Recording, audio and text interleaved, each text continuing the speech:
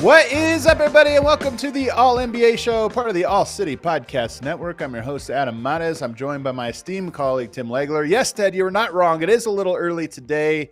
You know, Legs has a busy schedule, man.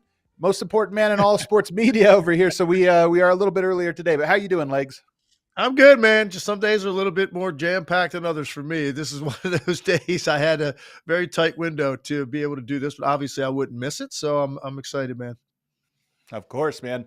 On today's show, we are going to talk about the Bucks getting a shorthanded win over the Clippers. Clippers kind of slipping. Bucks on a win streak now, 6 in a row. We're also going to talk about the Lakers beating the Thunder. And then later in the show, we're going to talk about Tim Legler's most intriguing players on sub-500 teams. We don't get to spend as much time on some of the sub-500 teams, especially in the back half of the season, but there are interesting players. So the back half of the show will be all about that. But first, we are presented, as always, by DraftKings. Stay tuned because you'll hear more about DraftKings and all they have to offer throughout the show. DraftKings, the crown is yours. Legs, let's get into it.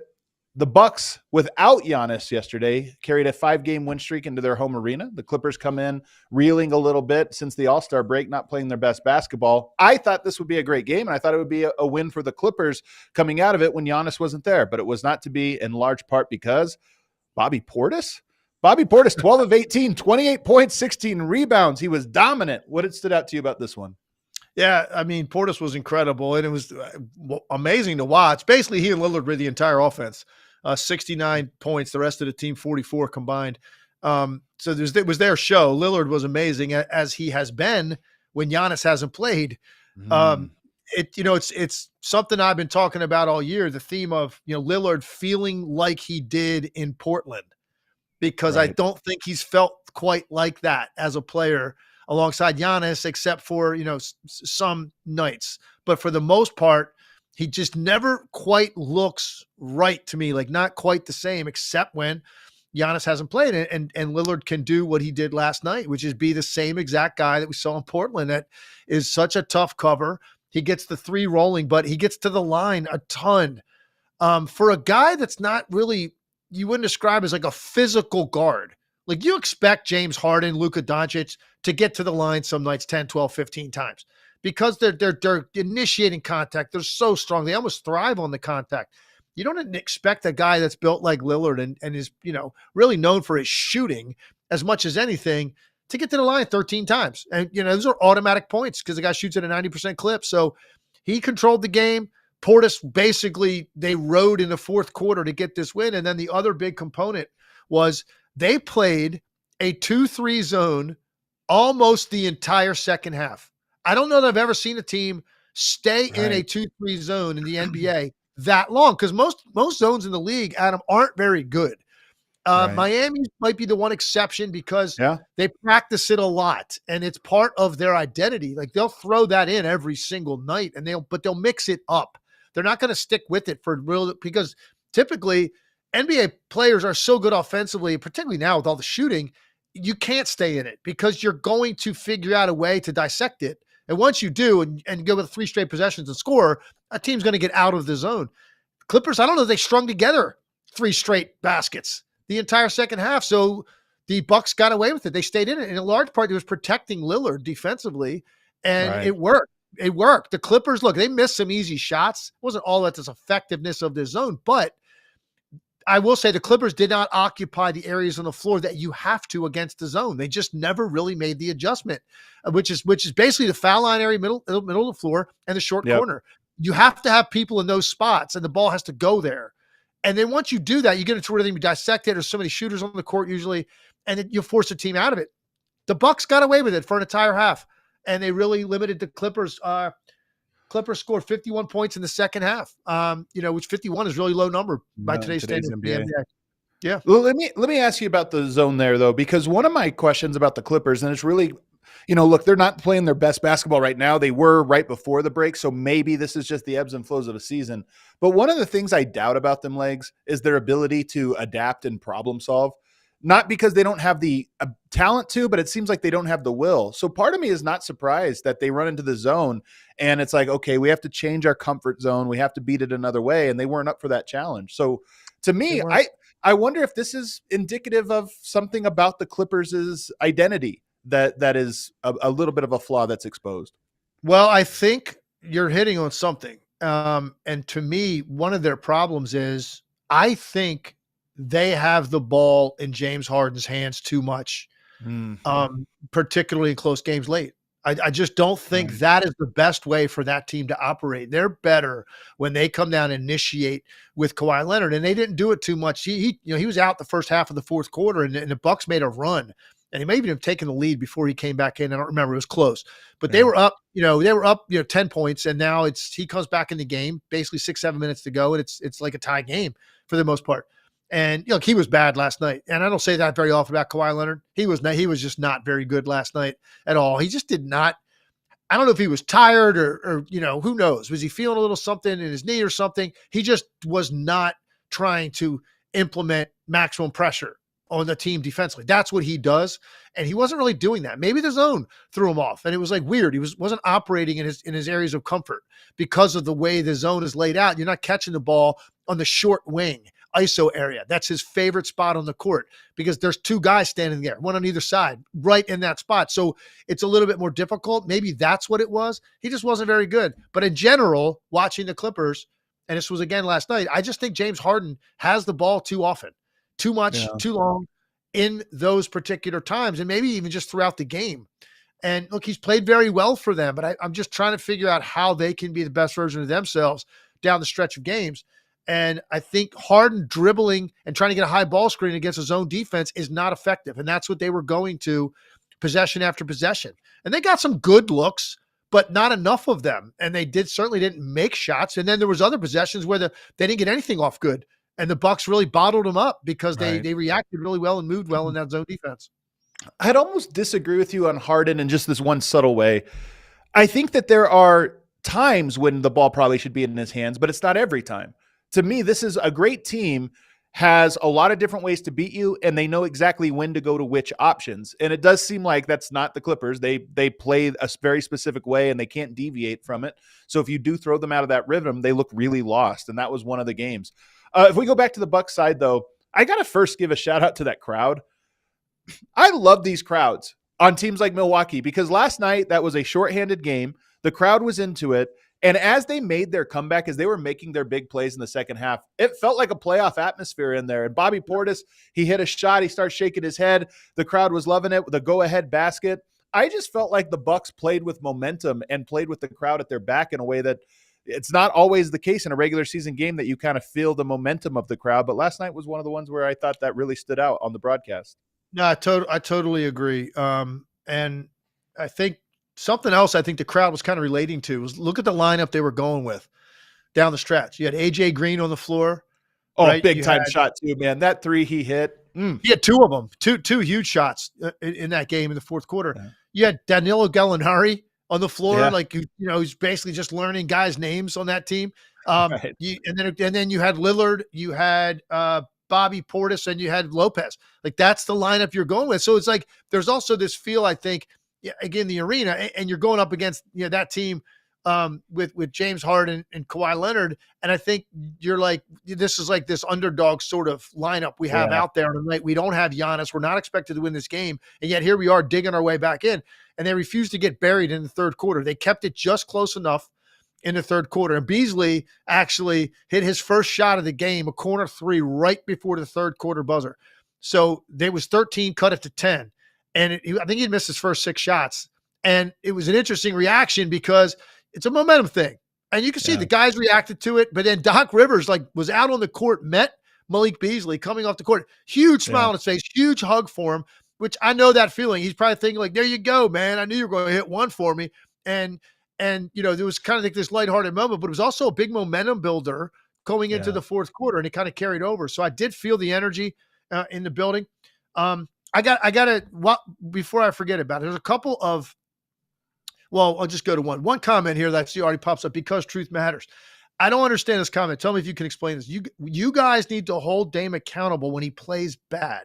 Yeah. It's shameful y'all don't hold this dude accountable. I honestly do not know what that comment means, or who he's directing that at. He must be in the wrong general media, I think. General media. Oh, there you go. Okay, that's fine, because you're not talking about this podcast. Because I literally have said a dozen times, something's not right with him.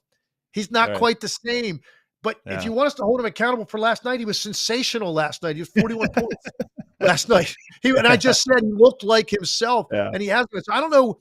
When people say y'all and you guys, I don't know if that's just this overgeneralization about media in particular, because that hasn't been us. That has not been us. We've been very honest about Damian Lillard this year. And on nights he plays great, he's going to get a pat on the back, because that's a game they should not have won. They shouldn't have won the game. And two guys really carried them offensively, and then they had some like key moments sprinkled throughout. And then one last guy we haven't mentioned yet, and it relates to what you just said about the energy. This is one of the reasons you get Patrick Beverley. Yeah. He was a big part of that too. He was on the bench for the beginning of the fourth quarter, but then he was on the court later. And he came up with a couple of hustle plays. He hit a huge corner three, and just the way he reacts emotionally, he's that absolute prototypical guy that every fan in Milwaukee hated until he's on their team. Right. And we know guys like this. There's a list of those guys historically throughout the NBA. If he's on your team, you'll love it, because the emotion, they're instigators, they're agitators. Every team needs a little bit of that. When they're on the other team, you can't stand them. And they got a taste last night of why they like Patrick Beverley, why Doc Rivers got him. And he brought some emotion to that game and some energy to that game that they needed on a night Giannis didn't play. I think if Bobby Portis and Pat Beverley are probably first team all, you have one star out and you need role players to step up and bring energy. Those guys are like the best in the biz at that. They were in their comfort zone last night all right, we got to pick up the slack without Giannis, crowd behind our back. We got to do something. I want to go back though to your Damian Lillard point, because I think it's so interesting. This is the first time post All-Star break that he's led the team in scoring, 41 points. And to your point, if you look at his stat sheet, even 4 of 9 from 3, 12 of 22. That looks like the old Damian Lillard, which we don't see all the time. How can he, or does he need to adjust his game? But if he doesn't need to adjust his game, how can he channel this more when Giannis is there? That's a good question, man. I think it's more psychological than anything. I don't think it's a physical fit between the two players. Except for the fact Damian Lillard in Portland, if he was on the court, he played with CJ McCollum a lot, but that ball was coming his direction off a make or miss, whatever, rebounded. Yeah. He was the guy a lot of times bringing that ball across half court and getting that initial action. Giannis gets a lot of that. So I don't know if that's something that's a little bit different for him. I just think living in like a shadow of someone for the first time in your life, really, as a basketball player, and what that feels like not being the best player on the court for your own team. I just think that's an adjustment psychologically of there's this deference that you are considering for the first time in your life, because prior to that doesn't mean you don't play like a team player. That's not the same as deferring. And this is the first time he's had to defer at times. And it takes more sometimes than the number of games they've played together. Sometimes that might take a year or two where you really just feel this amazing ebb and flow. And it's just so natural and instinctive, and you just go be yourself. I haven't felt that much in him this year, and except for these instances, and he's still been very, very good sometimes when they need him to be late with Giannis on the floor.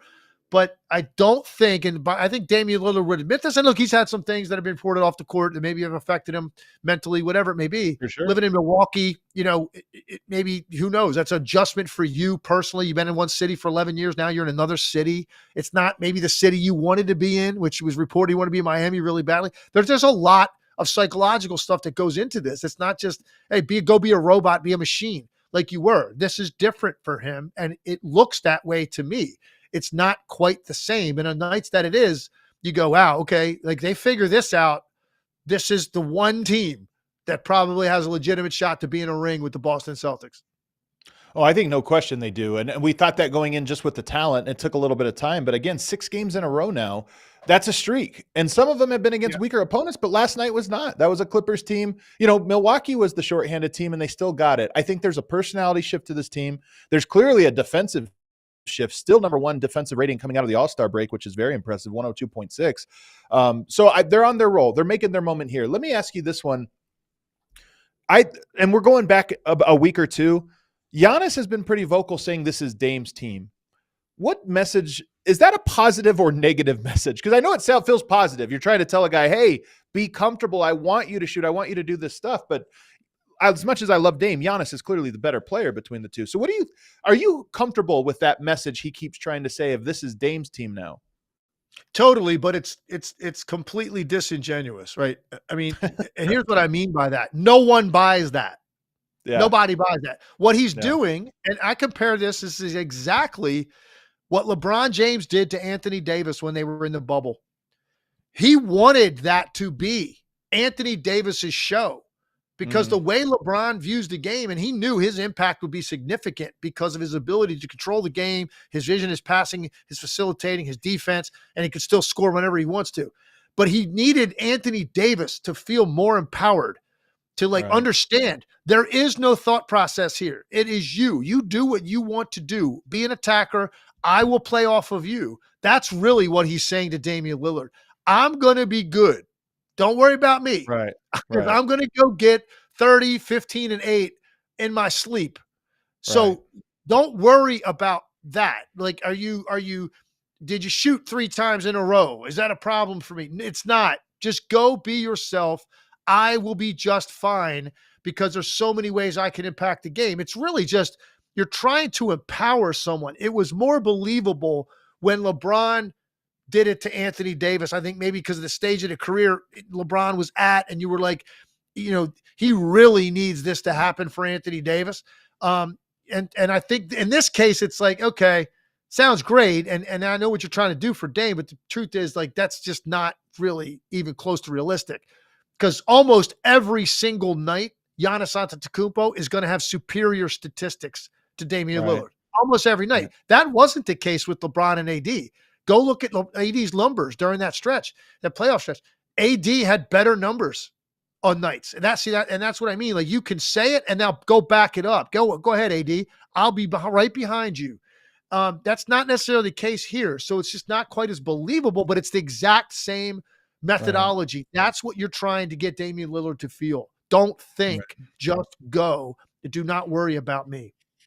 So it's a 6-game win streak. You get ready to go out on the road now. They have 4 games on the road, all on the Western Conference. They play the 4 teams in California: Golden State, the Lakers, the Clippers, and Sacramento, all in a row, all on the road here. What do you want to see from them in this trip? I think just the consistency defensively, right? That you can continue to buckle down defensively, and you don't have a lapse in a game where you give up 138 points, and we're kind of like, wow, they still have some issues. Like, the consistency at this point is what we're looking for. That's what has to transpire to make us, really buy in here down the stretch and believe. But listen. Said it yesterday. I say it again. It's looking more and more, Adam, like this is going to be Milwaukee, Boston, right? That's what we thought. We all thought that, and then we were all kind of mystified that, like, what this looked like for the Bucks. And I think the record was decent, but we knew something was wrong. Like, they were so bad defensively, and look, it's so bad that they made a coaching change with a 30-13 record. And then it was, and I didn't even pay any attention to the record when Doc first took over, because I know it's just so hard to implement anything. Now it's starting to look like a little bit more like they're connecting to him. It's looking more like his team. It didn't look like his team at first. It looked like a dude that just showed up as an assistant, as a substitute teacher, and was just kind of standing there watching like all of us were, because you don't have any time to implement. Now it feels more like he's starting to have an impact with his communication, with the way that he can make guys accountable, with whatever tweaking he wants to run with his rotation, who's on the floor when. It's starting to feel more like his team. I think the Bucks might be the most interesting team over the next 2 weeks. And just looking at that schedule, so they have the California, those 4 teams. They come back home and play Philly, And then you get Phoenix and Boston at home, or actually Phoenix at home and Boston on the road. So they culminate what is basically a 7-game, measuring stick 7-game stretch, and it all ends at Boston. And by the way, that's probably the last. They played Boston twice, but once is in the last week of the season. Boston will probably have the 1 seed locked up. I think this will be the most revealing 2-week stretch about the Bucks and where they're at. And quite frankly, they look to me like a team that is ready to be what we thought they would be at the start of the season. So I'm excited for it. I think they're the most interesting team, and we'll see what happens. Let's take a break. On the other side, let's get to the other game that happened in the NBA last night that was of note, which is the Lakers smacking the Thunder. We just raved about the Thunder, but the Legler curse continues. We say nice things about a team, and they can lose by 20 the following night. So we'll get to all of that and more on the other side. But first, we have a new sponsor today. It is Manscaped. Manscaped has a new St. Patrick's Day deal going on, Lawnmower 5.0. This is their latest one, the 5.0. It comes with 2 interchangeable trimmers, next generation skin safe blade heads, one of a classic trim, and a new foil blade to go smooth wherever your heart desires. It's got dual LED lights, so you can do this in the dark, I guess, if you need to. I thought of every single little bell and whistle you could put on this one, including headlights on this one. So fear not, it's also waterproof. And then they have a bunch of other stuff. It's not just the trimmers and the shavers and the different men's grooming things that they have. They also have boxers. They also have different types of lotions and oils and different things for you to take care of all of your hygiene as a man. So right now, get 20% off and free shipping with code ALLNBA at manscaped.com. That's 20% off and free shipping with code ALLNBA at manscaped.com. This St. Patrick's Day, make your little hairy leprechaun luckier with Manscaped. Also want to tell you about our presenting sponsor, which is, of course, DraftKings Sportsbook. You can get it on the action at DraftKings Sportsbook, an official sports betting partner of the NBA. New customers can deposit $5 or more and get a no-sweat bet up to $1,000 back in bonus bets. Tonight, you are looking at the Nuggets, 9.5-point favorites over the Suns. That feels a little high, even playing at home against a shorthanded Suns team, 9.5. That's tough. You've also can pick up the Mavs tonight. I'm trying to see, who do they play here? I just see Mavs -4.5. The Mavs have the Pacers at home, and they're 4.5-point favorites. That's actually a really good game. I'm looking forward to that one. So if you want to bet on one of those 2 games, you can hop on DraftKings Sportsbook, and you can lay down a no-sweat bet up to $1,000. And if you lose, you'll get your money back. Only on DraftKings with code ALLNBA. The crown is yours. If you have a gambling problem, call 1-800-GAMBLER, or in West Virginia, 1-800-GAMBLER.net. In New York, call 877-8-HOPE-NY or text HOPE-NY. That's 467-369.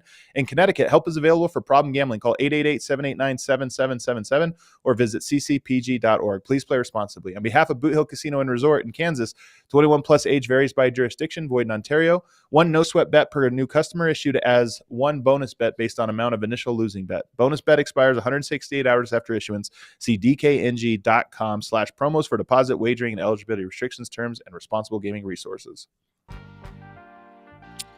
Back here, segment 2 of the All NBA show. We appreciate you guys tuning in. We've got a lot of regulars that join in the chat all of the time. Always appreciate that. Make sure to hit that like button, leave us a comment, and help us promote the show. Yesterday's show, Legs, was so good. Our lowest show of like the last 2 weeks, our lowest viewed show. Who would have guessed? Maybe it was because we talked about the Thunder and hyped them up, and everybody knew they were going to lose today. 116-104, they fall to the Lakers in Los Angeles. Second night of a back-to-back for the Thunder. They built a nice lead early on. I think it was like 22-11 to start this game, but it was all downhill from there. What stood out to you about this one? All right, before we get into this, I'm so glad. I was hoping you were going to say my least favorite 3-word expression. Oh, no, back-to-back. Did you just say back-to-back? All right, now. The back-to-back, Legs. Listen. This is a big moment in this show. I hope everybody's listening to this and tuning in. I'm sorry, I'm having a problem adjusting the height of my camera. Here we go. All right. I'm so glad you said back-to-back. Here's why. Because a graphic popped up during the game on the bottom of the screen, and I was like, wow, that's pretty fascinating. So I went and looked. Bear with me for a second. I'm going to read to you Oklahoma City's second night of back-to-backs this year. Okay? Bear with me. 124 points in a win.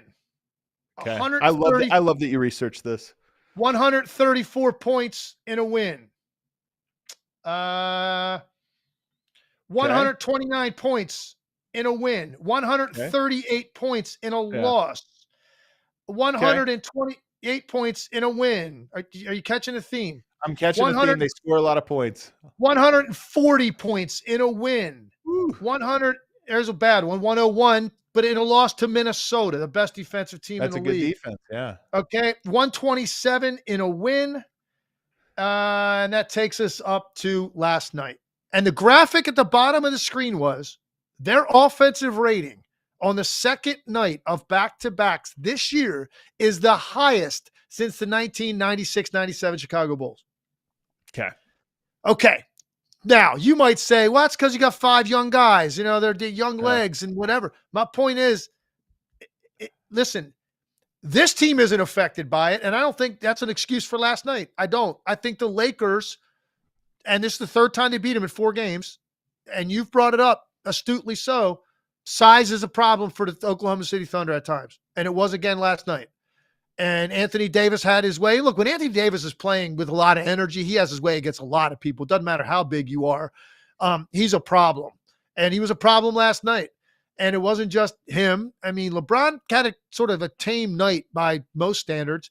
They got a great night at D'Angelo Russell. Austin Reeves really played well. Hachimura played well. Across the board, they played really well. And Shea struggled. Shea was not his normal automatic self operating in the areas of the floor he likes to operate in. He just wasn't. And they got held down pretty good. But I don't think the second night of back-to-back is the excuse. I think the Lakers defensively played with a lot of energy. And Anthony Davis, I thought, imposed his size on both ends. He was a problem offensively for them on the glass, and with any sort of rim run, he got wherever he wanted to in the rim runs, dunks, catches, three-point plays, whatever it was, offensive glass, putbacks. He also was a big factor defensively in plays that he got to and plays that he didn't. Just his presence and being aware was a difference back there. So I just thought it was impressive performance on the part of the Lakers last night, more so than I'm reading into anything with Oklahoma City, other than, hey, is there something to this not being necessarily a great matchup for them if they were to get into a 7-game series? Which, by the way, is very possible. If the Lakers make it out of the play-in, then they're looking at facing either the 1 or 2 seed, and Oklahoma City's looking at holding on to the 1 seed or maybe the 2 seed. So it is possible. I feel like a broken record when I talk about Oklahoma City because my one concern with them, and it's a major one because it's a concern that you can't make up for, is size. And I just thought in this game it was another one where the size stood out. And it wasn't just Anthony Davis, to your point, who did dominate inside. He grabbed 12 boards, had 24 points. He was a +10 in this game. And he had a lot of easy buckets in this one. But it was also the size of the wing players. Like Hachimura, I thought looked big in this one. LeBron even had a bunch of plays where he's driving to the rim and he's being met by a Lou Dort or a Kenrich Williams. And as good as those guys are, when you get a LeBron James out there, they're just physically not able to do it. So this was a game that played out. And then you talk about, 17 more rebounds. They won the rebound battle by 17.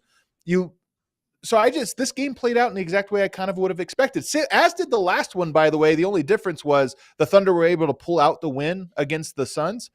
Tonight, they weren't able to make up that advantage, and it looked even more pronounced. No question about it. And look, this is one of those games, and it's always going to continue. When they play well, when the Lakers play well against a team that's a good team, right, and they win, it immediately – everybody wants to get this question going again, and you want to make that discussion about the Lakers making a deep run. And it's impressive, man. And look, they've played well. They've won 10 out of 14. And in that stretch, they've beaten some good teams. They've lost to some good teams. And then they've beaten, as you normally would in a stretch like that, you've beaten some bad teams, some bottom feeders. There's no doubt they're playing better. Since the turn of the calendar year, they're definitely better. I don't think they're going to be able to play themselves out of the play-in. Do you, Adam? No, I mean they're definitely a play-in team. They're probably a road play-in games, team. Yeah, they're probably 3 games back in the loss column of those teams. I don't think they're catching Phoenix and New Orleans. I don't see that happening. So you're looking at them and saying, okay, what does it really mean? Like what we're watching, what does it really mean? And I just think it's this roller coaster with this team, and you want to jump on it, man, and go through all the curves on this ride. I'm more like, let's let this thing pull into the station at the end of the ride. And then, I'll let you know as I'm getting off, like, was that a good ride or not? Because I just think that you have to, I think, suspend reality and belief in what this roster is and what this team looks like most of the year. to think that they're going to be able to do what they did last year and make that run through a couple of rounds and find themselves back, like staring at a team like Denver, if they can even avoid Denver to that point. Last year, they got lucky in that they weren't outside their bracket. So they didn't get them until the conference finals. It's hard for me to believe it. And I think people get so enamored with AD and LeBron that they always make you believe that they can turn it on to that extent and just control games and control series. And I just think there's just too many teams that I like better in the West. How about you? I mean, I feel the same way. I love this Thunder team. I just, like I said, teams that have what I perceive to be a tragic flaw. And I know, look, every time I've done this, the comment section has been upset about it. And I understand it. Like, if you're a Thunder fan, you don't want any water being thrown on what has been a phenomenal season, like just an absolutely incredible and impressive season. But you and I are guys that like to analyze and say, okay, what are the strengths and weaknesses? Where are potential issues down the road? And I just see the size one. I do want to ask this, though. Both Shea and Jalen Williams had off nights. Was there something you saw specifically that the Lakers did to cause them to have off nights? I did think Shea, for some reason, was having a harder time getting to his sweet spots, which is anywhere really elbow extended, slightly above elbow extended. He loves that area of the floor, anywhere from 15 to 19 feet. And he was having a difficult time getting space in that area. And it was forcing him then to either pick it up and kick it out, or he was having to go ahead and try to finish something closer to the basket in the paint, where the size played a good part. So I thought they did a good job in sort of staying with all of the stuff he throws at you, because he hits you with 3 or 4 different moves and counters in a very short period of time. And he relies on you getting off balance, and he releases the ball before you're ready. He just didn't really get into his spots very good. I did think they did a nice job with Jalen Williams. In Jalen Williams felt more pressure last night above the screen when he was handling the ball. NBA defenses typically don't get up into guys like that to that extent. And so he can come down, and he's a very good ball handler. He's not an elite or special ball handler that can now take a guy that's on his hip at 35 feet and hit him with something to get them to back up and now create space so you can go attack that ball screen. He's not quite there on that level. He's more like, if you give him space as he comes across half court and you're backing up, and now that screen's going to hit his defender before he's felt the defender, he's a problem. But I felt they did a good job of like getting up into him a little bit and steering him away from the screen, forcing him to do a little bit more creative stuff with the handle than he's really comfortable or capable of right now. So I credit more, I think the Lakers just energy defensively, paying attention to it. Like they made it a priority. There was a game plan against those guys, and they carried it out the entire game. And I thought they played with just a more force than the Thunder did. Yeah. I got 2 more things for you. The first one is D'Angelo Russell. He had 26 points last night and 5 of 11 shooting. He also had 4 steals, a block, 3 assists, 6 rebounds. He kind of did a little bit of everything. And he's having an up year. I always have a hard time, Legs, when there's a mold of player I don't particularly like. In this case, it's D'Angelo Russell. But he's made improvements as a player year over year, and he's looking really good. Do you feel that his improvements are meaningful to what the Lakers are doing? And are you impressed with what you've seen from him this year? Super meaningful, first of all, to the Lakers. I mean, absolutely vital. And I know we talk a lot about maybe some of the fluctuations of Anthony Davis. That was a huge topic last year in the postseason. Like Anthony Davis, the nights he seemed like he had low energy, right? They lost, and it was that's all we talked about the next day. Every other Davis, yeah. Basically, that's what we did, right? So, and D'Angelo Russell had some big moments for them in the playoffs last year, but they were like very condensed moments. He'd have like a 5-minute stretch in a game that was important, but overall wasn't necessarily, I mean, he averaged 13 points a game, 31% from the 3 in 16 playoff games. So it wasn't like he was playing like he is now. This is so important to the Lakers because he's also a guy that's, when he's catching shoot spot ups, and he had a couple of those last night, that's very important for this team because they're not a very good 3-point shooting team. So any catch and shoots they get out of him and Austin Reeves, who, by the way, neither one of those guys are like a pure shooter, anything they get out of them on catch and shoots is great. More importantly for D'Angelo Russell, he can get into his own. He can run ball screen. If it's late in the clock, the ball gets swung to him and he wants to call a ball screen over, he's creative enough with his handle that he can do other stuff with it. And right now he's playing with as much confidence that he has played in since he got there. And it's vital because it gives them that other guy that right now, I think you're expecting D'Angelo Russell to have 20-point games. And before, if he had a 20-point game, it was like, wow, they got a lot of help from D'Angelo Russell tonight. Now it's like, yeah, that's kind of how he's playing. And it's like a formula that they're riding right now. So I think he's vital. I think it can continue because I just don't think I've seen him look this comfortable being this kind of rhythm since he got to LA.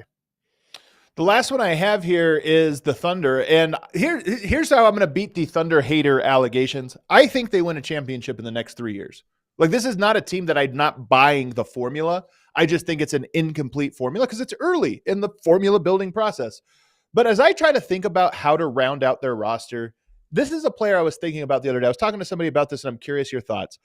To me, I would love a player like Tari Eason next to Chet Holmgren. And the reason is, one, you're not losing anything defensively. That's a super versatile defender, lots of athleticism. And because Chet Holmgren is such a good player away from the basket and can drag people away, I think you can have what the Nuggets have, which is, and what, to some extent the Bucks have, which is you're going to space with your 5 and put pressure on the rim with your 4 through offensive rebounding and athleticism. To me, I think a Tari Eason type would round out. Like, you were swap Giddey, you're going to play a little bit bigger, but I think Shea and Jalen Williams both are talented and skilled enough to play the 2 and the 3 as opposed to the 3 and the 4s right now. And I think if you put a super athletic, strong, power forward next to Chet Holmgren, not a center, and you move Chet to 4, but a big power forward that's versatile like that, that's the type of player I would be looking for to round out the roster. What do you think? I think that's a great description if you want to go that route. And then there's other people that think maybe, hey, listen, there are teams that can play 2 bigs together. Is Chet Holmgren better suited to play in the 4?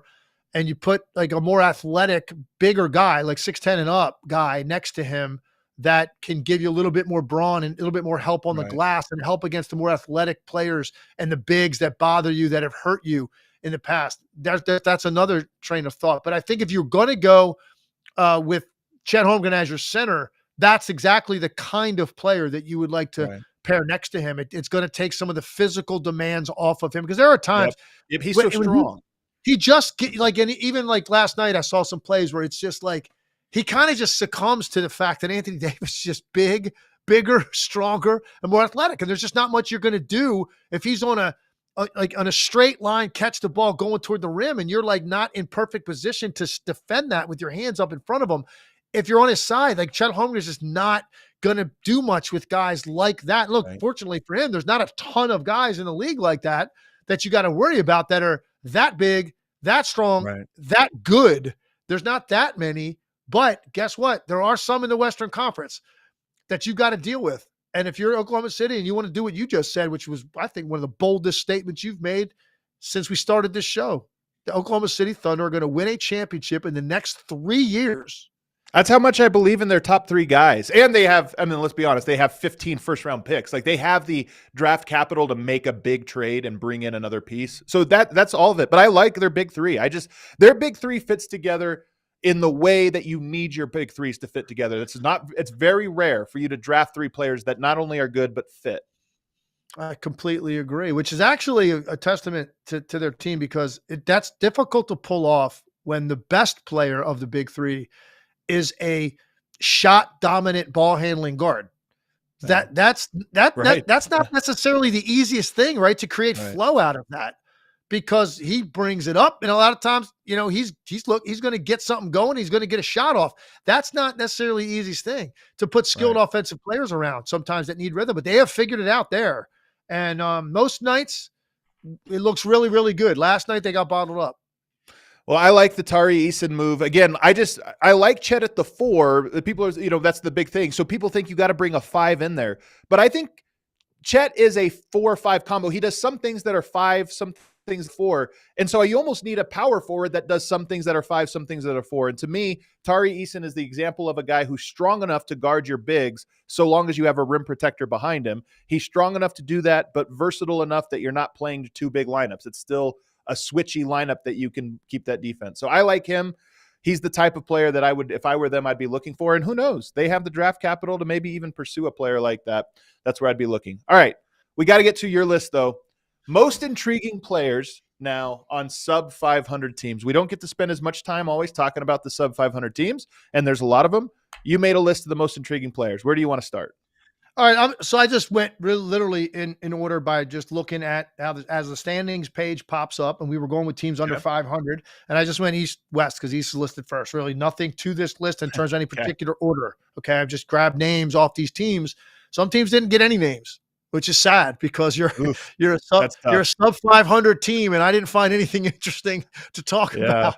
That's not a good place to be, right? All right, so first one I'm going to go with, in looking at the East, the first team that's under 500 in ninth place right now, Chicago. I'm going to go with Coby White. Coby White's really intriguing to me because of the year he's had. And look, he's only 20. And by the way, nobody on this list, I have 12 players, nobody's over 25 years old, which makes sense, right? Because if you're, I don't think a 33-year-old on a bad team is going to all of a sudden be like, hey, this is interesting. I've never seen that. Something new he's added. No, these are young players that, for whatever reason, have kind of struck a chord with me. And Coby White's that guy. Like he's different this year. And he's been so good for that team. Started every game. At one point, I thought, maybe this guy really is just suited to be a sixth man. Come off the bench, combo guard, get yours, right? Go be Jordan Clarkson, right? Maybe that's who Coby White is. And I think he's a little bit more than that. I think he's in today's league. This is more like what a lead guard looks like, and that's what Coby White looks like. And he's had a great year. And look, they're still in the hunt technically. They're going to be most likely a play-in team, but I mean, as far as like playing, they're not completely eliminated from that. They will get at least one game at the end of the year. That's a play-in game. But he's been really good this year. What do you think about Coby White? I love him. I put this out earlier. I was wondering what other people's, who other people would put on their list for this type of player. And for me, Coby White would have been on my list as well. For some of the reasons you mentioned, I didn't like his game. He's not the mold of player I like, but I like guys that compete. And that's the thing that he's really showed me this year is that he's a competitor. He wants to win. He's played in big, he stepped up in big moments, and he just has an edge about him. And so to get to 20 points per game this year, 5.5 assists, that's big because it shows me that he is trying to improve. He's aiming at a target that I did not expect him to be aiming at. I expected him to be aiming at the Jordan Clarkson type target, same as you just said. And he definitely seems to be trying to become a more well-rounded player. And then 41% on pull-up threes, that's an important skill set for a guy because that's, pick and roll, coming off pick and rolls and elevating. That's a big thing to have. All right, next on the list, Jalen Johnson from the Atlanta Hawks. Yep. Freak athlete. Yep. You look, he's 22 years old. So, he's still just developing every year. And what he has done to improve from last year to this year is pretty dramatic. I mean, he's upped his scoring average from 6 points to 16 a game. Yep. He's increased his 3-point percentage, still not great, but 28 to 33%, taking more than twice as many. So he's getting more comfortable with the shot. He's 51% overall from the field, which is really good for a small forward that wasn't known for his shooting necessarily when he came into the league. And he's getting almost 9 boards a game, right, as a small forward.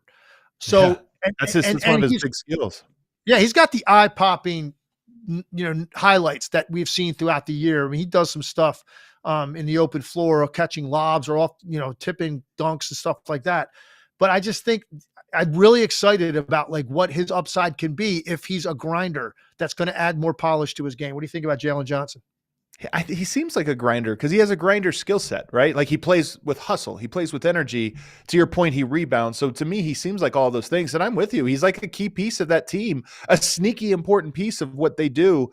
And the type of guy that I think you probably almost rethink your roster around when you're looking at, and I know there's been rumors, is it time to move on from Trae Young, this or that? He's a guy that you look at and say, yeah, but we have other pieces. Like we can make a trade and have other high-level role players around whoever it is we bring in that can fit. And he's a guy. So I love that you brought him up. I'm a big fan of his. Haven't watched a ton of him, honestly, in the last week or, since post All-Star, but I've really liked his game. Yeah, I agree. I wasn't watching a lot of Hawks games here the second half of the season. No need to, but triple-double threat on times too. It's crazy. Of what they have on that roster, he's, I think, clearly the most intriguing piece. All right, now we move on to the Toronto Raptors, and I'm going to go with Scottie Barnes. Yeah. Because I just think another 22-year-old, and look, his coach came out and said he's going to be the face of the league, or he is the face of the league, or will be the face of the league, I guess is what he said. I don't know that that's ever going to happen, particularly when you look at what's going on with Victor Wembanyama. I don't know. he's going to leapfrog a lot of guys that have been in the league a couple years more, I believe. But I just look at him, and he's an interesting player because I'm curious to get ultimately what is Scottie Barnes to you? Because to me, I'm still not sure, and that's why he made this list. I'm still not completely convinced overall. What is his upside offensively in this league? Because that's a big thing. If you want to be a legitimate star, your team's going to have to win a ton of games, and you are the driving force behind that offensively. Typically, there are very few guys in this league that are all league caliber teams, all league caliber players, right? So first, second, or third team all NBA, which people think this guy can be. Well, first of all, you got to win 50 plus games probably to get in that category, most likely around there. Then it's got to be, you're the engine for this thing every single night, which means a lot of nights you're the leading scorer. I don't know if that's what Scottie Barnes ultimately is going to be. What do you think? I love Scottie Barnes. I'm a huge Scottie Barnes guy. And I like your point about, here's what I love. I love weird players. I love players that don't fit necessarily into a box, but have high IQ and impact the game in a lot of different ways. He's one of these guys, almost 1.5 steals and blocks per game from him.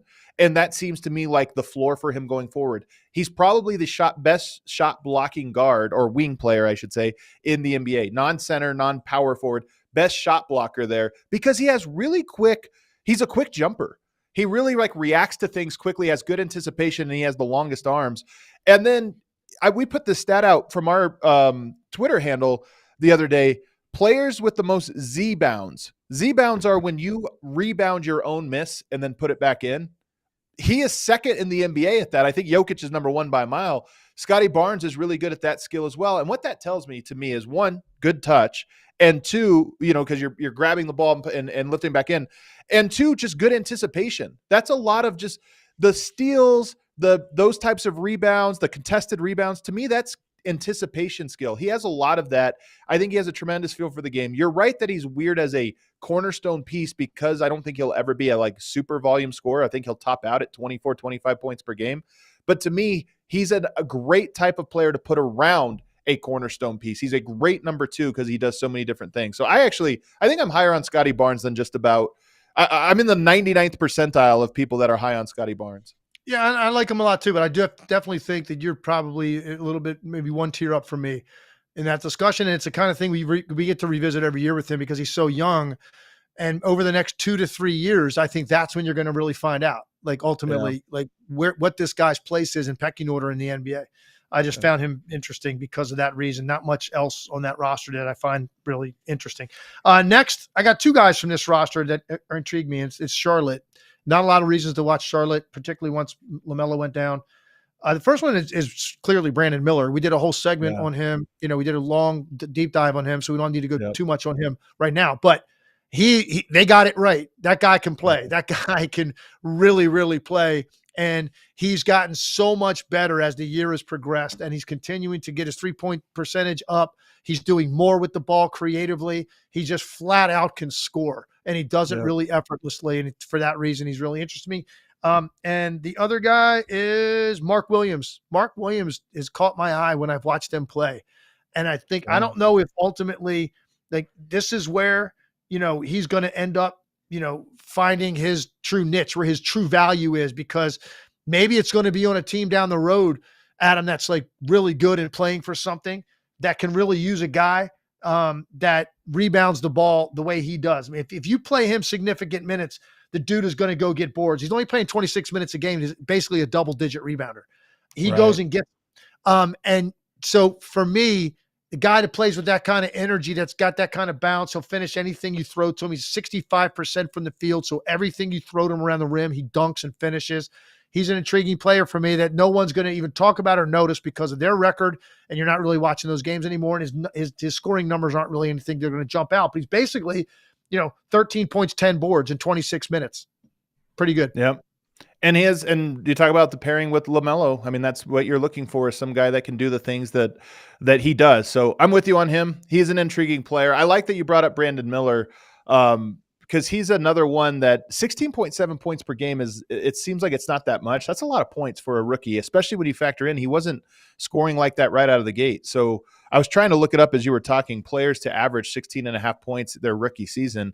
And there are 24 players in the last 15 years. That's not that many, right? That's 1.5 per year rookie players will average that. I know numbers are a little inflated this season, but the names that are on that list, I'm trying to see who the worst player is, because you're talking about Blake Griffin, Karl Anthony Towns, Damian Lillard, Donovan Mitchell, Luka Doncic. These are the star players. So for Brandon Miller to be in that group, it's under the radar that he has been scoring at volume as a rookie. Love it. All right, jump to the West. First team that comes under the Mendoza line, as I call it, Utah. Collin Sexton for me. And this is a guy that's been around. So some of these other names, haven't been around as long. This is his 6th year in the league, but he's 25 years old. And the reason he's interesting to me is because people forget this guy averaged 24 points a game in Cleveland his 3rd year in the league and was doing crazy things on a nightly basis that we were all watching and intrigued by. Then he had this serious knee injury. He played 11 games the following year, at 48 the next year, which was his first in Utah, and then finally back to full health this year. 62 games, 39 starts, and his numbers aren't what they were back then, but his minutes are still down from that point. He's only playing 25 minutes a game, but he's averaging 18 points a game. And more importantly, when I've watched Utah play, which during one stretch when they were getting hot, we were watching him a lot, I was like, he's made it back. He's all the way back athletically. Right. And so I think there's even more upside there for him because we were so enamored with him that early in his career. And he kind of had the knee injury, went away. You're thinking, well, if that guy lost some bounce and some quickness, then guess what? 40 other guys in the league or just became Collin Sexton. And he's surpassed that. He's made it back to a level of quickness and athleticism that kind of separate him along with his shooting ability, 40% from the 3-point line again. So I'm just really intrigued by his comeback and what's the future holds for him because he's only 25 years old. The assist to 4.7 assists per game. To me, his vision, his passing, because he's a small, quick guard. So how do you hang around the league? You've got to develop the point guarding part of this. And while I still think he has more to go, it's a huge improvement over year. I mean, his last 2 years, he's basically at 2.5 assists per game. This year, he's almost at 5. So that's a big jump for him, and it shows when you watch the tape as well. Also, teammate of his, Keyonte George. Very interesting to me, right? He's been really good. Got some starts for them, and he's been a little streaky, but his upside on a given night has been enough for me to see that he can play. And they've had him on the floor when the games were really important there during that stretch. They were kind of getting their ship right. He was on the floor at the end of the games, and for a young player, 20-year-old, to be out there in that environment with some vets. And the ball was in his hands quite a bit. That told me a lot. So I just think Keyonte George is a really interesting prospect to watch for them as well. One of the reasons you'd watch Utah. For sure. Good measurables on him too. He looks the part. Just to me, a long, lanky point guard. So I like him as well. All right, Houston, how about Sengun? Right, you got to put him on the list because we're still trying to figure out what exactly he is. He's super skilled, so talented. There's a lot of Jokic in his game. There's no denying that. Probably the closest replication we have to just the way he plays and stylistically the way he plays. No question. And so the question is going to become, what at his best is that going to mean in terms of putting people around him and to what heights can you carry a franchise? That's what's very intriguing about him because, again, so young and so skilled and so talented, but on a team that people, we were watching him early and then they kind of fell off, and we're not watching Houston as much anymore. What do you think? What do you think about Sengun's year and ultimately upside? The thing I'm most curious with him is just going to be his touch, because for me, that's the big difference between him and Yoke. Also size. Yoke just is a bigger bodied guy, and he uses that to his advantage a little bit more. But also the touch. When Sengun entered the NBA, he did not look to me like a guy that was going to be a strength of his. Floaters, little jump shots, and finishes around the basket. Because he does have more athleticism than a Jokic, and he flexes it every now and then, but he's not going to be a super athlete where he's just spinning and dunking on guys constantly. So you're going to have good touch on those shots. And this year, shooting 69% 0 to 3 feet in the floater zone, he's up to 50%, which is just a slight increase year over year. But to me, that's going to be the major pressure point for whether or not he's your number one guy that you build around or whether he's a supporting piece is, can he score with the jump hooks? Can he become an elite scorer there? Because that completes all the pressure that he puts on the offensive end of the floor. All right, next team, I'm going to give you a choice because I got two guys from this team and they're probably not deserving of having two guys discuss. So do you want to talk about Shaedon Sharpe or you want to talk about Scoot Henderson? Man, we got to talk about both of these guys, to be honest. Let's start with Shaedon Sharpe. Shaedon Sharpe, man, oh man, so interesting, so intriguing. You talk about bounce, my goodness, and like loves thriving on the baseline as a cutter, slasher, driver. That's like his favorite area of the floor. Still trying to figure out how good ultimately his shooting splits are going to be. Like, can he really develop into that guy? You combine the athleticism with the ability to be fairly consistent from the 3-point line. I think he plays very, very hard, and that's a great quality because I think he does want to be great, and you can't help but deny you're intrigued when you see that level of athleticism. What do you think about Shaedon Sharpe?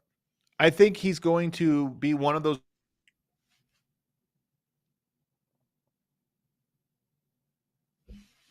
And it's not that they don't, I mean, they have Simons who's really good, but they have a lot of youth in their backcourt. And I think he's a guy that is going to shine if you stick him with a better point guard. But I love him. I actually am. Shaedon Sharpe to me is probably, for me personally, more interesting than Scoot Henderson, but they're both interesting. All right, let's get into Scoot then, because look, I personally felt that this was a can't miss pick. I really did. I just thought this is what the modern NBA was built for, a guard like this that can come off ball screens with that sort of explosiveness. And, his shooting was streaky, but it was like, his mechanics aren't what I would call classic, but the ball was going in a lot against his level of competition. It hasn't really that much this year. And look, that there are a lot of guys that struggle to shoot early and figure that out. The more I watch him, I'm thinking maybe this guy Scoot Henderson caps out at a 42, 43% type of shooter from the field overall. And he's in that 35, in a good year, 38% from the three. I'm just worried about the shooting numbers coming up. And then the main thing I want to see though, I could live with that if the decision-making improves. Like he's basically going to turn the ball over almost every time for every assist he gets. And so that's what I'm trying to figure out too. And he's so young, and you're certainly not writing a final chapter on him, but definitely thought he would have a better year, particularly in an environment that's not really that competitive, where you're not feeling any pressure as the third pick in the draft. You're just trying to develop. I wish that I had seen a little bit more efficiency out of Scoot Henderson this year. What have been your views when you've watched him? First of all, what'd you think about him coming in? Because I don't get into the draft. I'm doing NBA, too many things with NBA that I'm not watching, pre-draft stuff. So I didn't have big takes from him. Liked what I saw in Summer League. But the thing I question about him when I watch him in the NBA, when I really start to evaluate these guys, I am skeptical about players developing shooting, because some players do develop shooting, but it just seems like some people have an innate ability to grow as a shooter, and some people seem to me to not have an ability to grow as a shooter, and you don't always know who's who. And then the second thing is vision. I'm always skeptical at a players improving their vision / feel for the game, because that's another thing that just feels like there are players that have the aptitude to get in and watch tape and grow and learn from experience. And there's some players that go 10 years in the league and still don't read the court at all. And so I don't know. So, because to me, he has a long way to grow. If he's going to be a star player, he needs to be a better decision maker. But when I watch him play, he just seems to me like the type of guy that's never going to have elite feel for the game. I think that's all fair assessment. And, the great thing about this list, and we got one more guy on it. The great thing about this list is that there's just still, for the most part, so much more upside and years before we have to make final determinations on these players. All of these guys, for the most part, right? They've got time, and there's no telling one thing you can't do is look inside a guy's chest. You cannot determine how bad do you want it? Like, how hard are you willing to work to tighten up the weaknesses in your game? So, but this is the thing. Hold up, Blakes, because this is the thing is I trust he's going to work really hard, but the things he has to get better at are almost not solely dependent on hard work. And that's why I brought it up. Shooting, there are guys that take 1,000 shots a day all summer and don't improve as a shooter. Vision, there are guys that study and still don't feel the game. And that's why I bring it up. But I do think, look, the guy's a super athlete. He plays incredibly hard on defense. He's going to be a player in this league for a long time. But to be a star player, he needs the things that are just so hard to gauge if a guy will grow. All right, last team. San Antonio Spurs have a particular player that's pretty interesting in Victor Wembanyama. We did a lot on him. Too obvious almost, yeah. I want a couple things I discussed with him on the air on TV today. I just want to kind of run by you. So I was asked to give a ceiling for him. And I said, well, that's by definition doesn't make a lot of sense because you're implying that there is a limit. And with a guy like this, I'm not sure that's even fair. So I just instead decided to describe him in this way. I think this is where I would view potentially he could go. Offensive dominance of a Joel Embiid. Defensive presence of a Giannis. And the entertainment value of a Steph Curry. Because I think he's that guy. He's going to be that guy. You're going to have to see. You're going to have to see if they're playing. Eventually, he'll become that. And especially when the team gets better, and if that Spurs are coming to town, you're going to have to go see that game. I think he's going to get on that level. So I don't want to put limitations on him and what ultimately he can be. But I've seen enough to know that I think that the league's got a problem on its hands because he's getting really comfortable way faster than I thought he would. And I can't even imagine what another off season is going to look like to Victor Wembanyama coming into next year. And how fast it will be before they get competitive. You predicted next year they would be relevant in the Western Conference. I think it might take I said they could make trades. They could, if they make the trade. I don't think it's going to be just with Devin Vassell and Keldon Johnson. I think if they retool their offense or their roster, I think they could become great. Can I give you another thing that came up on the air today? They were asking me to say that, in terms of impact, both ends, best rookie since. And I went back and I looked at the entire list of rookie of the years. And I think the name I had to go back to because of the defensive presence. And by the way, this isn't the number of research gave me today. I couldn't believe this. When Victor Wembanyama, you better heard this. When Victor Wembanyama is on the floor for the Spurs, it's the 6th rated defense in the NBA. Right. When he's off the court, they're dead last. Yeah. I think about that. Okay. So I thought I might have to go back to Tim Duncan, 97, 98. And Tim Duncan was 21 years old. He played 4 years in college, totally different comparison, but just in terms of he was 21 points, 11 boards, a couple of blocks, improved by 36 wins that year, by the way. But that was also because David Robinson came back after missing the previous year. But I think that's where I would have had to go. That came up and I'm looking at Wembanyama and I'm saying, man, defensively, there's just no telling how good he can ultimately be and how much of an impact he's going to have. So my thing, you said the defensive impact of a Giannis. I think it's higher than that just because I think he has a rare ability to be the greatest defender that we've seen because of his ability to play the perimeter and get steals and get blocked. I mean, he's getting a 5x5 his rookie season. He should have had 2 of them his rookie season, which is insane. To do that, as a 20-year-old, the defensive ceiling, I am just completely sold on. Offensively, I'm a little more skeptical. Joel Embiid, interesting comp. He has that upside because he has all the talent. Here's the real quick. Obviously, I'm not comparing style. He's not going to be a power player like Embiid. That's not what I mean. I'm just talking about his ability to score all over the floor as a big man. But you don't, and at that level, like where he's hungry to do it every night. Like I can see him being potentially like a 30-point per game scorer in this league and doing it in a variety of ways. Like not just a guy that's going to be a perimeter shooter like Dirk, not just going to be a post-up power player like Shaq. Like some morphosis of the two of them. I think that's why Embiid kind of came to mind because he controls the middle area of the floor. He's a power player. He shoots threes. I think Wembanyama is going to be able to do all of that. He's hard. Offensively, he's harder for me to project than defensively. Defensively, I just think his upside is literally the best defensive player of all time. Just anybody that comes in at 20 years old and puts up a 5x5 and puts up 5x5-esque numbers consistently, to me, I look at it and I go, it's not easy to get 5 steals. It's not easy to get 5 blocks. It's not easy to do both in the same game. He's doing it already. So his upside is insane. I think it's a good list, Legs. It's a good list. It's good to kind of give some shine to some of these sub 500 teams. Because with the exception of Wembanyama or one of these teams getting hot and we have to talk about them, a lot of these guys unfortunately are not going to make our show too much the rest of the year. And that's why we thought it'd be a good time because from this point on, with what's going on with these, these races and these teams trying to figure out who they are still that are contenders potentially, they're going to get all the shine the rest of the year. They're going to all the light. Wembanyama, we're always going to do an update on him, but the rest of those guys, the rest of those guys probably aren't going to get much talk. So we wanted to give them an opportunity today. And the nice thing about the NBA is there are 20 teams in the playoff hunt right now. That means most of the league, it's not like we're cutting out 25 teams, only talking about 5. There's 20 teams that are still relevant to the postseason conversation. and that's what makes it pretty exciting. We appreciate everybody hanging out with us the first 2 days of this week. If you didn't catch out yesterday's show, you should go check it out. There was some really good stuff in there about some key teams at the top of the West and the top of the East.